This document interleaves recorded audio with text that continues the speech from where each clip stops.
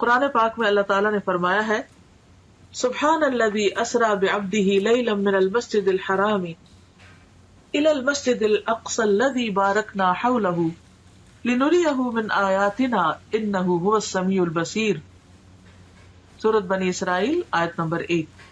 پاک ہے وہ ذات جو اپنے بندے کو ایک رات میں مسجد الحرام سے مسجد اقصی تک لے گیا جس کے آس پاس ہم نے برکت رکھی ہے، یعنی اس علاقے میں اللہ نے برکتیں نازل کی ہیں تاکہ ہم اسے اپنی بعض نشانیاں دکھائیں. یقیناً وہ خوب سننے والا اور خوب دیکھنے والا ہے. اس آیت میں جس واقعے کی طرف اشارہ ہے وہ اسراء کے نام سے مشہور ہے. اسراء کے لفظی معنی ہے رات کو سفر کرنا، رات کو چلنا. یہ وہی سفر ہے جس میں نبی کریم صلی اللہ علیہ وسلم کو جسم اور روح سمیت مسجد الحرام یعنی مکہ سے مسجد اقصی فلسطین تک معجزاتی طور پر لے جایا گیا، یعنی براق پر. فرشتوں کی ہم نشینی کا یہ سفر اس زمانے کے حالات، اسباب سفر اور فاصلے کی طوالت کی وجہ سے انسانی عقل اور سمجھ سے بالاتر ہے. یعنی انسان نہیں سمجھ سکتا کہ ایک رات میں آپ اتنی تیزی سے وہ سفر کیسے کیے اور کس طرح آپ واپس بھی آ گئے. لیکن جیسا کہ اس آیت میں واضح کیا گیا ہے کہ پاک ہے وہ ذات یعنی اللہ جو اپنے بندے کو لے گیا. یعنی اللہ تعالیٰ کے لیے کچھ بھی مشکل نہیں. جن چیزوں کو ہم ناممکن سمجھتے ہیں وہ اللہ کے ہاں ناممکن نہیں. تو جس ذات میں کمال قدرت ہو وہ سب کچھ کر سکتا ہے. اس حیرت انگیز اور ایمان افروز سفر کی تفاصیل بخاری اور مسلم سمیت احادیث کی دیگر کتب میں موجود ہیں. تو آئیے تھوڑا سا اس بارے میں دیکھ لیتے ہیں کہ آپ نے اللہ سبحانہ وتعالیٰ کی کون کون سی نشانیاں دیکھی، کیا کیا چیزیں مشاہدہ فرمائیں اور ان میں ہمارے لیے کیا سبق ہے. آغاز سفر اور شق صدر. شق کہتے ہیں پھاڑنے کو اور صدر کہتے ہیں سینے کو، اور شق صدر کا معنی ہے سینے کو کھولنا. اس کی تفصیل آگے ملے گی، ابھی اتنا ہی کافی. انس بن مالک رضی اللہ عنہ سے مروی ہے کہ معراج کی رات جب بیت اللہ سے نبی کریم صلی اللہ علیہ وسلم کو لے جایا گیا تو وحی آنے سے قبل آپ کے پاس 3 فرشتے آئے. اس وقت آپ مسجد الحرام میں سو رہے تھے. ان میں سے ایک نے پوچھا وہ کون ہے، یعنی آپ کی طرف اشارہ کر کے. دوسرے نے جواب دیا وہ ان میں سب سے بہتر ہیں. تیسرے نے کہا ان میں جو سب سے بہتر ہے انہیں لے لو.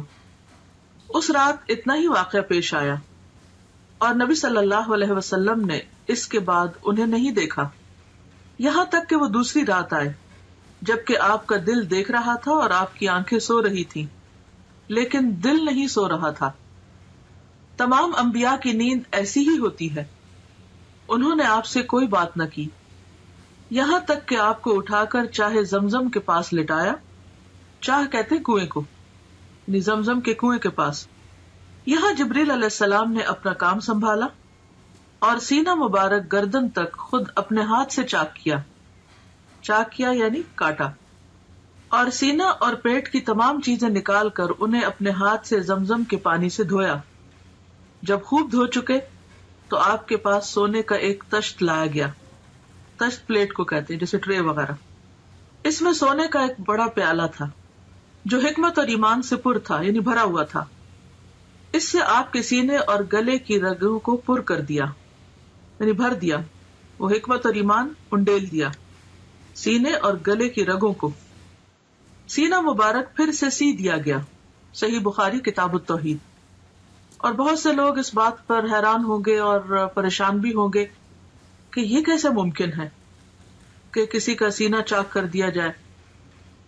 تو بات یہ ہے کہ اگر آج اللہ تعالیٰ نے انسان کو یہ عقل دی ہے اور انسان سرجری کے ذریعے سینہ کھول کے پھر اسے بند کرنے کے قابل ہو گیا ہے، اور یہاں تک کہ بعض لوگوں کا ہارٹ ٹرانسپلانٹ کیا بھی گیا ہے اور کافی حد تک اس میں کامیابی بھی ہوئی ہے، تو کیا اللہ کے بھیجے ہوئے فرشتوں اور خاص طور پر جبریل علیہ السلام جو القوی الامین ہے، اللہ تعالیٰ ان کو یہ ٹیکنیک نہیں سکھا سکتا، ان کو یہ طریقہ نہیں بتا سکتا کہ سینہ کھولا کیسے جائے اور سینہ بند کیسے کیا جائے؟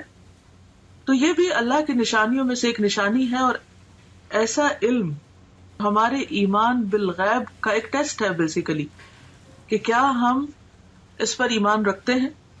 بعض اوقات قرآن مجید میں ایسی کوئی بات آتی ہے جیسے موسیٰ علیہ السلام کے معجزات کا ذکر ہے یا دیگر انبیاء کے، تو ہم یہ سوچ کر اس کو مان لیتے ہیں کہ یہ اللہ کا کلام ہے اور قرآن مجید میں کوئی شک نہیں اور یہ درست ہوگا. لیکن جب حدیث میں ہم ایسی کوئی بات پڑھتے ہیں تو بعض اوقات ہم شک میں پڑ جاتے ہیں. تو ہدایت کے لیے بے حد ضروری ہے کہ والذین یؤمنون بما انزل الیک وما انزل من قبلک، وہ لوگ جو ایمان لاتے ہیں اس چیز پر جو آپ کی طرف نازل کی گئی. یعنی صرف قرآن مجید ہی نہیں نازل کیا گیا، حکمت بھی نازل کی گئی. اور جیسا کہ اس حدیث سے تو واضح طور پہ پتہ چل رہا ہے کہ آپ کے سینے کو حکمت سے بھر دیا گیا. تو یہ کہاں سے آئی تھی حکمت؟ کہاں سے آیا تھا ایمان؟ کون لایا تھا؟ وہی لایا تھا جو دوسری وہی لاتے تھے، یعنی جبریل علیہ السلام. کہاں سے لائے تھے؟ اللہ سبحانہ و تعالیٰ کی طرف سے لائے تھے. اور پھر آپ کے اندر انڈیل دی گئی، ڈال دی گئی، اور اس سے آپ کا سینہ بھر دیا گیا. اب آپ سوچ رہے ہوں گے کہ حکمت اور ایمان تو ایبسٹریکٹ چیزیں ہیں، اور گلے کی رگیں جو ہے یا سینہ جو ہے یا دل جو ہے وہ دیکھنے کو مادی چیزیں ہیں، تو یہ کیسے ممکن ہوا؟ تو آپ دیکھیے کہ جیسے روح غیر مادی ہے اور ہمارا جسم مادی ہے. جب روح انسان کے اندر آتی ہے تو وہ تو نظر نہیں آتی، اس کا تو کوئی وزن نہیں ہوتا، تو وہ کیسے آ جاتی؟ وہ کون ڈالتا ہے؟ وہ بھی تو اللہ تعالیٰ فرشتے کو بھیج کر روح ڈالتے ہیں نا. تو جو رب ایک ایبسٹریکٹ چیز کو، نظر نہ آنے والی چیز کو انسان کے جسم کے اندر اور پورے جسم کے اندر ایک فرشتے کو بھیج کر ڈال سکتا ہے، جو رب، کیا وہ رب ایمان اور حکمت کو ایک پیغمبر کے سینے میں نہیں ڈال سکتا؟ خواہ وہ مادی تھے یا نہیں تھے، وہ جس بھی حال میں تھے، ہمیں اس کا علم نہیں دیا گیا.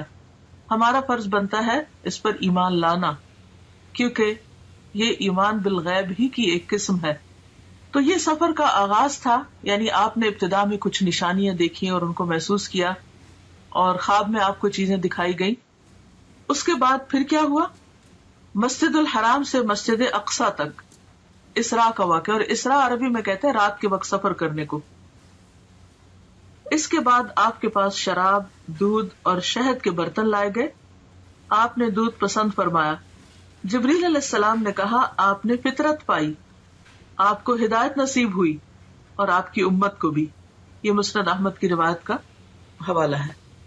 یہاں پر آپ دیکھیے کہ آپ صلی اللہ علیہ وسلم براق پر سفر کرتے ہیں، انبیاء کی امامت کرتے ہیں، اور پھر اس کے بعد آپ کی مہمانی کی جاتی اور 3 چیزیں پیش کی جاتی، اور تینوں میں سے آپ دودھ کو پسند کرتے ہیں. تو اس سے یہ پتہ چلتا ہے کہ انسان کے کھانے پینے کی جو چوائس ہوتی ہے وہ اس کی شخصیت کی عکاس ہوتی ہے. اب دنیا میں بھی اگر کوئی شراب کو پسند کرتا ہے تو اس کا مطلب یہ ہے کہ اس کی ایک خاص قسم کی پرسنالٹی. دودھ کو پسند کرنے والے شہد کو پسند کرنا، تو ہر انسان اپنے اپنے مزاج کے مطابق چیزوں کا انتخاب کرتا ہے. اور پھر بعض لوگوں کا انتخاب صرف ان کی اپنی ذات تک نہیں، ان کے خاندان اور پھر خاندان سے آگے بھی لوگوں کو متاثر کرتا ہے. تو خاص طور پر جو لوگ دین کا کام کرنے والے ہیں ان کے لیے بے حد ضروری ہے کہ وہ انبیاء کی سنت کو فالو کریں اپنے کھانے پینے کی چوائس میں بھی. مسجد اقصی سے آسمانوں کی طرف معراج. معراج کا لفظ جو ہے یہ عین را جیم سے ہے. عروج اسی سے ہے جس کا معنی ہوتا ہے بلندی، اور معراج عربی میں سیڑھی کو کہتے ہیں. مسجد اقصی سے آپ کو عالم بالا میں لے جایا گیا. معراج عربی میں سیڑھی کو کہتے ہیں جو اوپر چڑھنے کے لیے استعمال ہوتی ہے. اس نسبت سے سفر کے اس حصے کو بھی معراج کہا گیا ہے.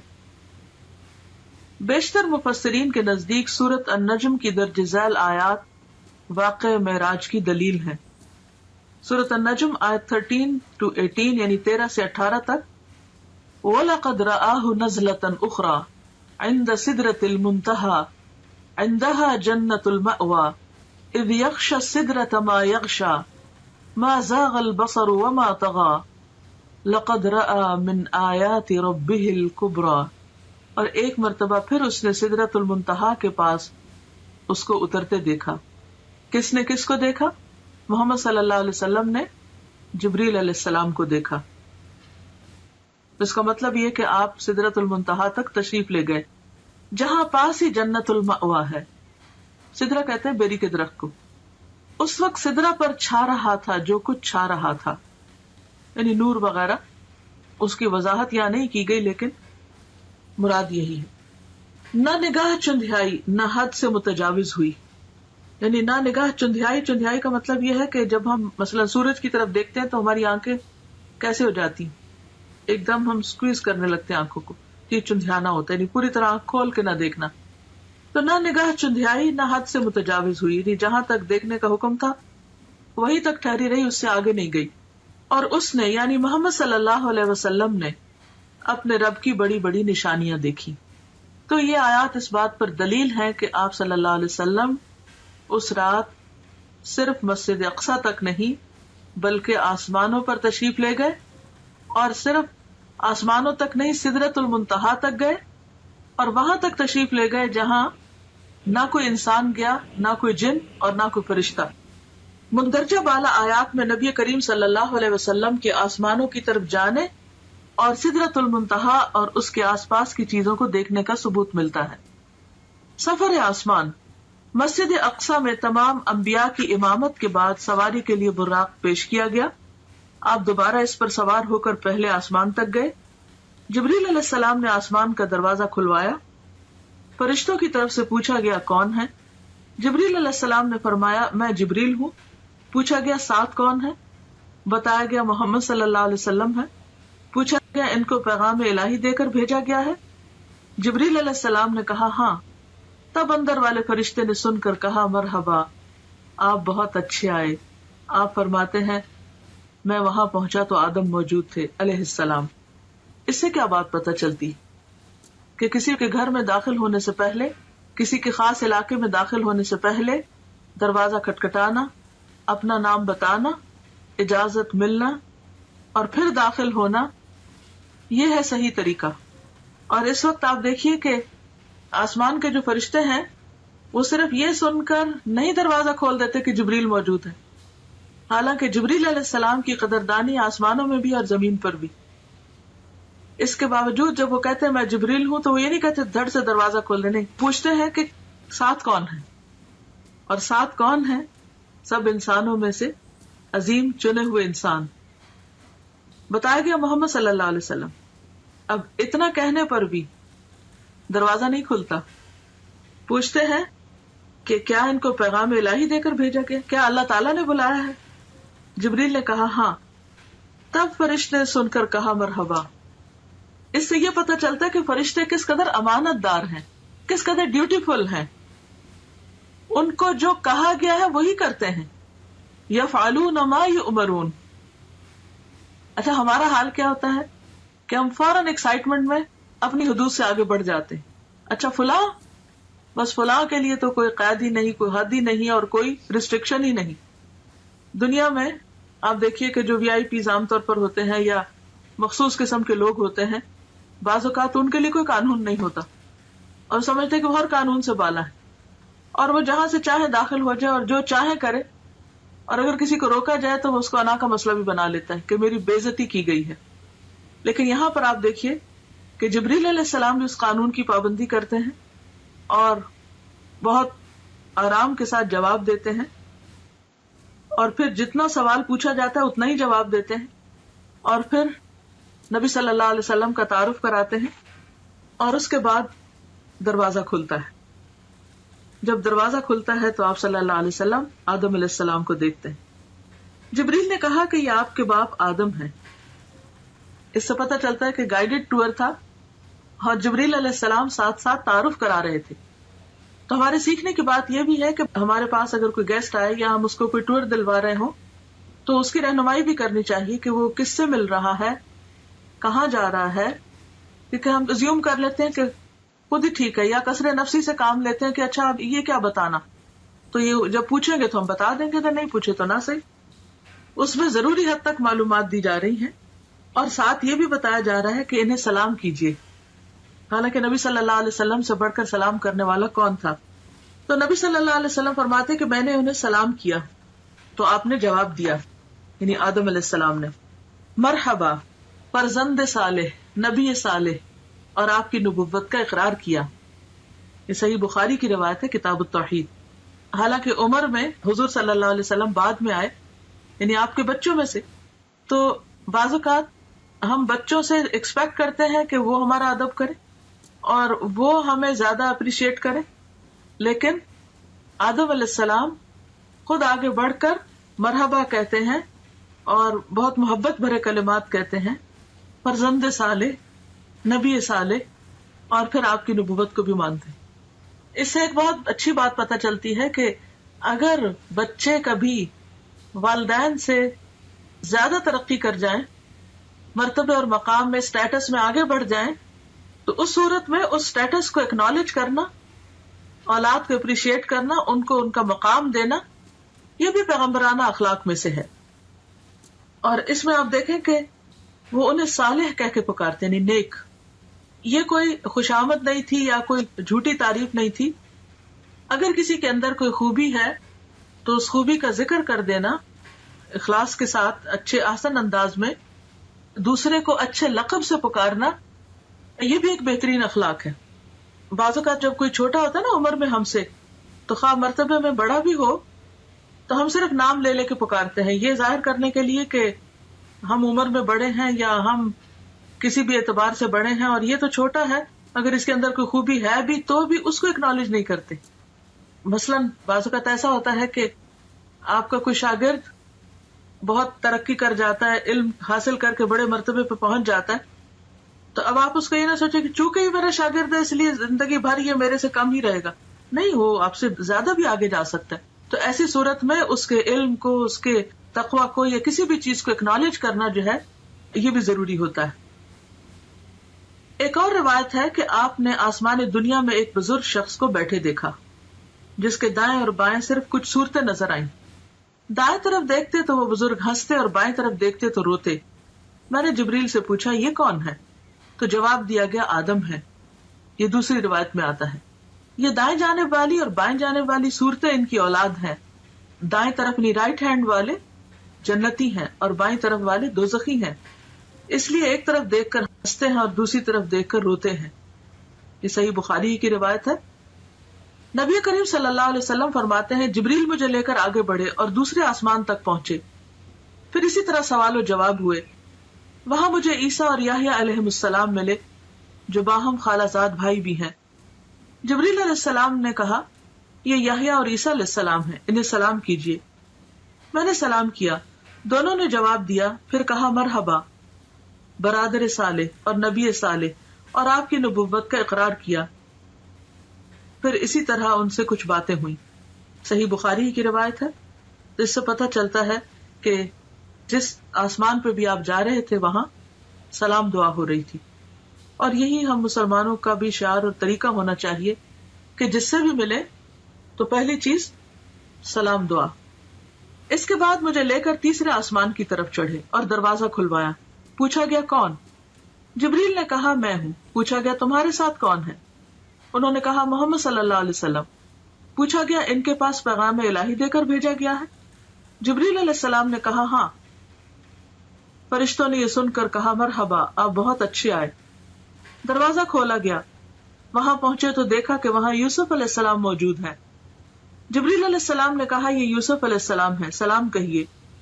میں نے سلام کیا، انہوں نے جواب دیا۔ انہوں نے کہا مرحبا برادر صالح اور نبی صالح، اور آپ کی نبوت کا اقرار کیا۔ ایک اور روایت میں ہے کہ آپ صلی اللہ علیہ وسلم نے فرمایا میں نے یوسف علیہ السلام کو دیکھا، اللہ نے حسن کا آدھا حصہ ان کو دیا تھا۔ صحیح مسلم کتاب الایمان۔ اس کے بعد جبریل علیہ السلام مجھے لے کر آگے بڑھے، چوتھے آسمان پر اسی طرح سوال و جواب ہوئے۔ ادریس علیہ السلام وہاں موجود تھے، سلام دعا ہوئی۔ انہوں نے بھی اسی طرح برادر صالح اور نبی صالح کہہ کر مرحبا کہا اور آپ کی نبوت کا اقرار کیا۔ برادر بھائی کو کہتے ہیں فارسی میں۔ اس کے بعد جبریل علیہ السلام پانچویں آسمان تک آگے بڑھے، وہاں بھی اسی طرح سلام دعا ہوئی۔ ہارون علیہ السلام وہاں موجود تھے، انہوں نے بھی نبی صالح برادر صالح کہہ کر مرحبا کہا اور آپ کی نبوت کا اقرار کیا۔ اس کے بعد آگے چھٹے آسمان تک چڑھے، دروازہ کھلوایا گیا اور اسی طرح سوال و جواب اور مرحبا کہا اور آپ کی نبوت کا اقرار کیا۔ یہاں پر موسیٰ علیہ السلام تھے، آپ انہیں چھوڑ کر آگے بڑھے تو وہ رونے لگے۔ پوچھا آپ کے رونے کی کیا وجہ ہے؟ انہوں نے کہا میں اس لیے روتا ہوں کہ یہ نوجوان پیغمبر نبی صلی اللہ علیہ وسلم میرے بعد مبعوث ہوئے، ان کی امت کے لوگ میری امت کے لوگوں سے زیادہ تعداد میں جنت میں جائیں گے. یعنی انہیں اپنی امت کا فکر تھا اور وہ ان کے غم میں ایک طرح سے رو رہے تھے. یہ نہیں کہ انہیں نبی صلی اللہ علیہ وسلم کو زیادہ خیر ملنے پر حسد کا شکار ہو کر رونا دھونا شروع کر دیا. اور اس سے یہ بھی پتہ چلتا ہے کہ جب انسان کسی کے اندر کوئی خوبی اور بھلائی دیکھتا ہے تو اس وقت وہ تمنا کرتا ہے کہ اس کے پاس بھی خوبی اور بھلائی ہو. لیکن یہاں آپ دیکھیں کہ موسیٰ علیہ السلام اپنی ذات نہیں اپنی امت کی فکر کر رہے ہیں, اور یہ امت کی خیرخواہی اور لوگوں کی خیرخواہی جو ہے یہ انبیاء کی سرشت میں ہوتی ہے. اس کے بعد 7ویں آسمان پر پہنچے اور دروازہ کھلوایا. پوچھا گیا کون؟ میں نے کہا جبریل ہوں. پوچھا گیا تمہارے ساتھ کون ہے؟ انہوں نے کہا محمد صلی اللہ علیہ وسلم ہے. پوچھا گیا ان کے پاس پیغام الہی دے کر بھیجا گیا؟ اس سے پتہ چلتا ہے کہ ہر آسمان کے فرشتے نے ایسا ہی کیا. جبریل علیہ السلام نے کہا ہاں. فرشتوں نے یہ سن کر کہا مرحبا, آپ بہت اچھے آئے. جب میں وہاں پہنچا تو ابراہیم علیہ السلام کو موجود پایا. جبریل علیہ السلام نے کہا یہ آپ کے جد امجد ابراہیم علیہ السلام ہیں, انہیں سلام کہیے. میں نے انہیں سلام کیا. انہوں نے جواب دیا اور فرمایا مرحبا, فرزند صالح, نبی صالح, اور بیٹا کہہ کر پکارا. آپ کی نبوت کا اقرار کیا. وہاں ابراہیم علیہ السلام بیت المعمور کے ساتھ ٹیک لگا کر بیٹھے ہوئے تھے. یعنی گویا دنیا میں جو ان کا خاص بہترین عمل تھا اس کی جزا کے طور پر اللہ تعالیٰ نے ان کو وہاں بھی گھر عطا کیا. سیدنا ابن عباس سے مروی ہے کہ آپ ایک ایسے مقام پر پہنچے جہاں پر جبریل علیہ السلام نے آپ کا ساتھ چھوڑ دیا. تو اس پر آپ نے فرمایا ایسے مقام پر کوئی دوست اپنے دوست کو نہیں چھوڑتا, آپ میرا ساتھ کیوں چھوڑ رہے ہیں؟ جبریل علیہ السلام نے فرمایا اگر میں اس مقام سے آگے بڑھوں تو نور سے جل جاؤں گا. سنن بہقی کی روایت ہے. اس کے بعد آپ کو سدرۃ المنتہا تک لے جایا گیا. اس کے بیر حجر کے مٹکوں کے برابر اور اس کے پتے ہاتھی کے کان کی طرح تھے. یعنی پتے بہت بڑے بڑے تھے اور بیر بھی بہت بڑے بڑے. اس پر سونے کے پتنگے چھا گئے اور اللہ کے حکم سے جو کچھ چھانا تھا چھا گیا. یہ حجر کے مٹکے جو ہے یہ علاقے کا نام ہے اور وہاں کے برتن شاید مشہور ہیں یا خاص سائز کے ہیں تو اس لیے ان سے تشبیہ دی گئی. اور اللہ کے حکم سے جو کچھ چھانا تھا چھا گیا. اس سے وہ سدرہ بیری کا درخت تبدیل ہو کر اتنا خوبصورت ہو گیا کہ اللہ کی کوئی مخلوق اس کا حسن بیان کرنے کی تاب نہیں رکھتی. آج بھی آپ دیکھیں کہ بعض لوگ درختوں کے آس پاس یا نیچے لائٹس لگا کر رکھتے ہیں. دن کے وقت تو درختوں کا اپنا ایک حسن ہوتا ہے, سورج کی روشنی میں بہت خوبصورت چمکتے ہوئے نظر آتے ہیں. لیکن رات کے وقت بعض اوقات درختوں کے اوپر لائٹیں لگائی ہوئی ہوتی ہیں یا بعض اوقات ان کے تنے کے بالکل نیچے زمین پر اس اینگل سے لائٹس لگائی جاتی ہیں کہ درختوں کا حسن دوبالا ہو. تو رات کے وقت بھی اگر آپ ان درختوں کو دیکھیں روشنی میں تو ان کا حسن اور طرح کا ہوتا ہے. تو یہاں پر یہ ہے کہ وہ جو بیری کا درخت تھا اس پر بھی خاص قسم کا نور اور روشنی اسے بے حد خوبصورت بنا رہی تھی. اس وقت اللہ تعالیٰ نے اپنے بندے کو وحی فرمائی اور آپ پر اور آپ کی امت پر 50 وقت کی نمازیں فرض کی. واپس آتے ہوئے موسیٰ علیہ السلام سے آپ کی ملاقات ہوئی تو دریافت کیا کہ آپ کو کیا حکم ملا. آپ نے جواب دیا ایک دن رات میں مجھ پر اور میری امت پر 50 نمازیں فرض کی گئی. موسیٰ علیہ السلام نے کہا آپ کی امت ایک دن رات میں 50 نمازیں نہ پڑھ سکے گی. میں بنی اسرائیل کا خوب تجربہ کر چکا ہوں. آپ کمی کی درخواست لے کر اپنے رب کے پاس جائیں. موسیٰ علیہ السلام کے فرمانے پر آپ اللہ کے پاس واپس گئے اور کمی کی درخواست کی. اللہ تعالیٰ نے آپ کی درخواست کو قبول فرما کر 10 نمازوں کی تخفیف فرمائی. اس کے بعد آپ موسیٰ علیہ السلام کے پاس آئے تو انہوں نے پوچھا کیا ہوا. آپ نے کہا کہ 10 نمازوں کی کمی کر دی گئی. یہ سن کر موسیٰ علیہ السلام نے فرمایا اب پھر واپس جائیے اور تخفیف یعنی کمی کی درخواست کیجیے. آپ واپس گئے اور اللہ تعالیٰ سے تخفیف کی درخواست کی. اللہ تعالیٰ نے اس کے بعد 10 نمازوں کی کمی کر دی. یوں آپ کی موسیٰ علیہ السلام اور اللہ تعالیٰ کے درمیان آمد و رفت جاری رہی, یعنی بیک اینڈ فورتھ آتے جاتے رہے, یہاں تک کہ اللہ تعالیٰ نے 5 نمازیں کر دی. اس کے بعد آپ پھر واپس آئے تو موسیٰ علیہ السلام نے کہا جاؤ اور کمی کراؤ. آپ نے کہا اب مجھے شرم آتی ہے, جو اللہ تعالیٰ نے فرض کیا ہے اس پر راضی ہوں. آپ نے فرمایا جب میں وہاں سے واپس آیا تو ایک پکارنے والے نے پکار کر کہا میں نے اپنا فرض پورا کر دیا اور بندوں کے لیے تخفیف کر دی. یہ 5 نمازیں اجر میں 50 کے برابر ہوں گی. بخاری. اس سے ایک اور بات یہ بھی پتہ چلتی ہے کہ بعض اوقات کوئی حکم آتا ہے, کوئی پالیسی بنتی ہے یا کوئی ایسا قانون پاس ہوتا ہے جو عوام کے لیے بہت مشکل ہو سکتا ہے. تو جو بھی شخص یا جو بھی انسان یہ سمجھتا ہو کہ یہ لوگوں کے لیے بھاری ہوگا یا مشکل ہو, تو وہ ان کے حق میں سفارش کر کے بات کر سکتا ہے. یہاں پر آپ دیکھیے کہ نبی صلی اللہ علیہ وسلم اللہ تعالیٰ کا حکم آنے کے بعد اس میں تخفیف کی درخواست کر رہے ہیں, اور موسیٰ علیہ السلام سفارش کر رہے ہیں. تو اس سے ایک تو ہم موسیٰ علیہ السلام کی بہت مرہون منت ہے کہ انہوں نے ہمارا بہت خیال کیا, ورنہ ہم جو 5 نہیں پڑھتے تو 50 کہاں پڑھتے, تو کس قدر مشکل ہوتی.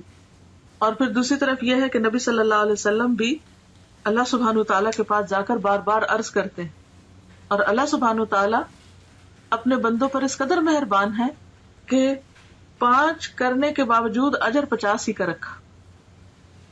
یہ ہے اس کی رحمت. دنیا میں کوئی بادشاہ ایسی عنایت نہیں کر سکتا کہ اگر کسی کو 50 گھنٹے کے لیے ہائر کیا ہے اور وہ 5 گھنٹے کام کرنا چاہے تو اجرت 50 گھنٹے کی دے.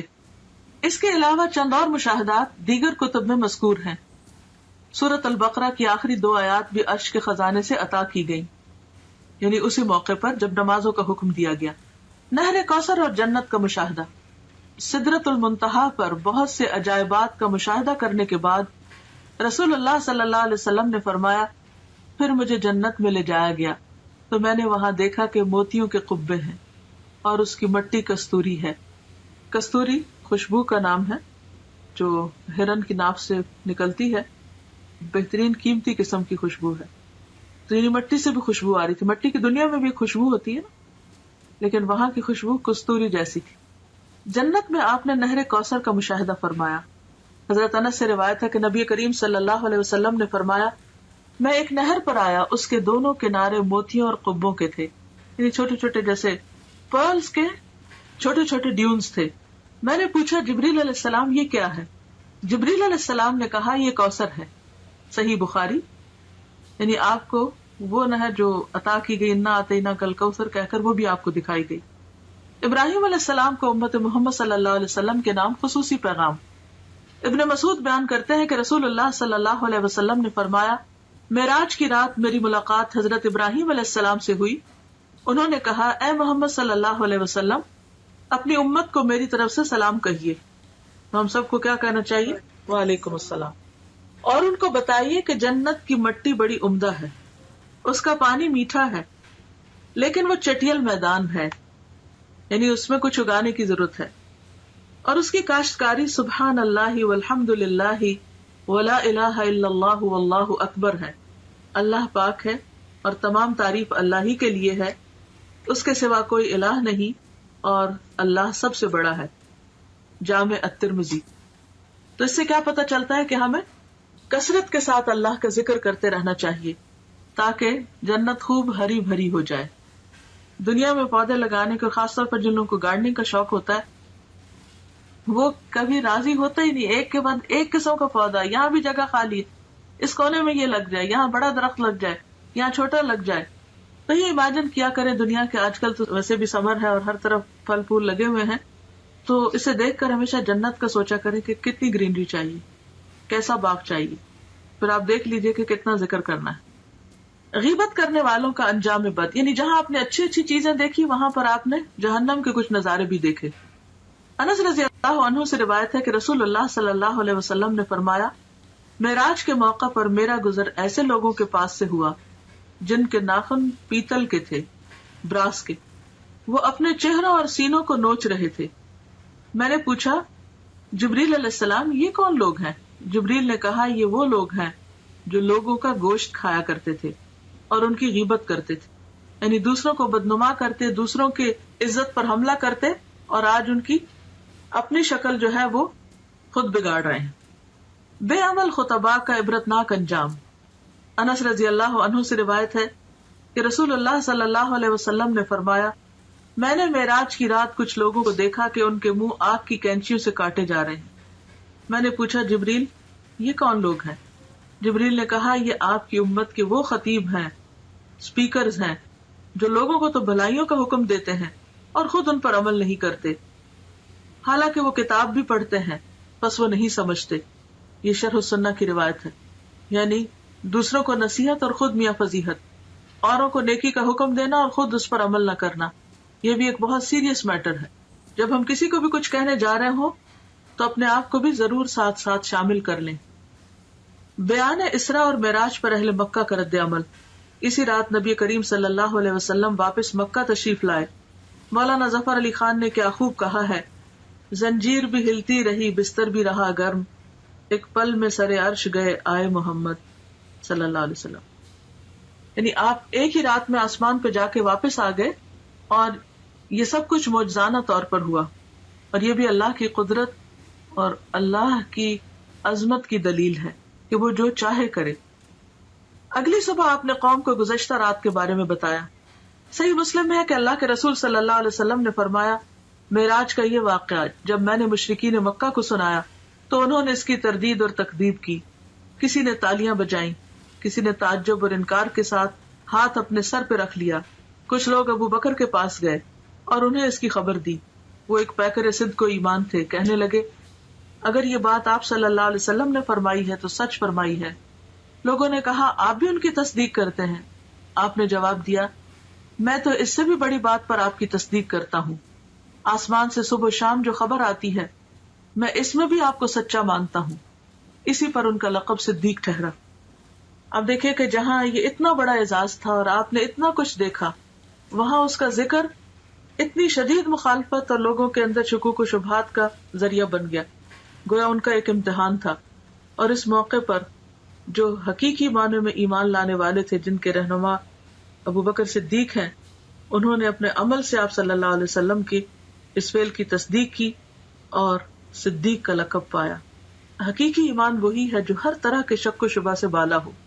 دین کے بارے میں، کسی قرآن کی آیت کے بارے میں یا حدیث کے بارے میں یا پیغمبر صلی اللہ علیہ وسلم کے کسی عمل کے بارے میں کوئی بات اگر آپ کو اپنی عقل سے بالا لگے اور سمجھ نہ آئے تو اس موقع پر فوراً یہ سوچا کریں کہ جس رب نے آسمان بنایا، زمین بنائی، سب کچھ بنایا، اس کے لیے کون سا کام مشکل ہے؟ تو شک کی کوئی گنجائش رہتی نہیں.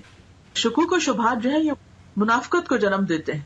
اور جب شک آنے لگے تو یہ آیت بھی پڑھا کرے، افی اللہ شک فاطر السماوات والارض، افی اللہ شک، کیا اللہ کے بارے میں شک جس نے آسمان و زمین کو پھاڑا؟ یعنی یہ اکٹھے تھے پھر ان کو الگ الگ کیا.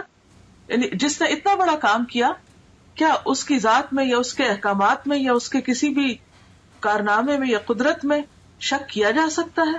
ہرگز بھی نہیں. اظہار ثانی اور بے یقینی کے جذبات سے مغلوب کفار نے آپ کا امتحان لینے کی ٹھانی. بات تو یہ ہے کہ ہر نعمت کے ساتھ ایک آزمائش ہوتی. پوچھا کہ بیت المقدس کیسا ہے اور اس کی علامتیں کیا ہیں. صحیح مسلم میں آپ کو ارشاد نقل ہے کہ اللہ تعالیٰ نے بیت المقدس میرے سامنے ظاہر فرما دیا، اور جو باتیں اور نشانیاں مشرکین دریافت کرتے میں دیکھ دیکھ کر بتاتا جاتا. آپ کو کچھ بھی نہیں بھولا. یوں آپ کی تردید اور تکذیب کا جو جذبہ لیا ہے اس کی اکثر نفی ہو گئی، لیکن نہ ماننے والے پھر بھی نہ مانے. یہی کہہ سکے کہ جہاں تک اوصاف کا تعلق ہے تو آپ نے بالکل ٹھیک ٹھیک بیان کیے ہیں. آپ نے کچھ اور باتیں بھی بتائیں اور بعد میں آنے والے قافلوں سے ان کی تصدیق ہو گئی. اس طرح زبانیں بند ہو گئیں، مگر دل یہی سوچتے رہے کہ یہ کیسے ہو سکتا ہے. اب بھی بہت سے لوگ یہی سوچتے ہیں کہ یہ کیسے ہو سکتا ہے، حالانکہ اللہ تعالیٰ تو ہر چیز پہ قادر ہے، اور جب وہ کسی بات کا ارادہ کر لیتا ہے تو اسے صرف کن ہو جا کہنے کی ضرورت ہوتی ہے. معراج کے دوران نبی کریم صلی اللہ علیہ وسلم کو جو بھی مشاہدات کروائے گئے، ان میں ہمارے لیے بہت سے سبق ہیں، جن میں سے اہم ترین یہ ہے کہ ہم اپنی نمازوں کی پابندی کریں، جن کا حکم اللہ تعالیٰ نے اس موقع پر نبی کریم صلی اللہ علیہ وسلم کو دیا. اس جنت کے لیے کوشاں ہوں جس کا مشاہدہ آپ نے بنفس نفیس فرمایا. ابراہیم علیہ السلام کے خصوصی پیغام کے مطابق کثرت سے ذکر الہی کریں، دوسروں کی غیبت سے پرہیز کریں، اور جو بات دوسروں کو کہیں اس پر خود بھی عمل کریں. اللہ تعالیٰ ہمیں اس کی توفیق عطا فرمائے. وآخر دعوانا ان الحمد للہ رب العالمین. سبحانک اللہم وبحمدک، نشہد ان لا الہ الا انت، نستغفرک ونتوب الیک. السلام علیکم ورحمۃ اللہ وبرکاتہ.